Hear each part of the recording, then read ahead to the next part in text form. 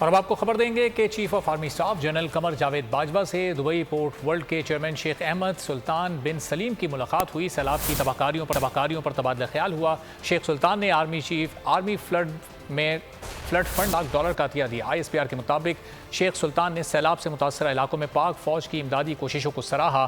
متحدہ عرب امارات اور اس کی قیادت مصیبت کی اس گھڑی میں پاکستانی عوام کے ساتھ ہے۔ آرمی چیف نے بروقت تعاون پر شیخ سلطان سے اظہار تشکر کیا۔ ملاقات میں اقتصادی ترقی سے متعلق امور بھی زیر غور آئے۔ شیخ سلطان نے مستقبل میں اپنے ادارے کی سرمایہ کاری کا بھی عندیہ دیا اور فلڈ ریلیف کوششوں کے لیے مزید عطیہ کنندگان کو لانے کی پیشکش بھی کی۔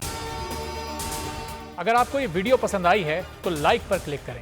انٹرنیشنل میڈیا پر بول چھا گیا، بول بنا حق اور سچ کی آواز۔ پاکستان میں بول نیوز کو بند کیوں کیا جا رہا ہے؟ انٹرنیشنل میڈیا سمیت امریکی کاؤنسل آف فارن ریلیشن سمیت ہر پلیٹ فارم پر بول نیوز کے چرچے۔ بول نیوز کی حق اور سچ کی آواز بند کرنے پر سوالات اٹھائے جانے لگے۔ سب سے زیادہ ویوز، سب سے زیادہ ریلز اور سب سے زیادہ ریٹنگ کے ساتھ بول اب بھی نمبر 1 پوزیشن پر برقرار۔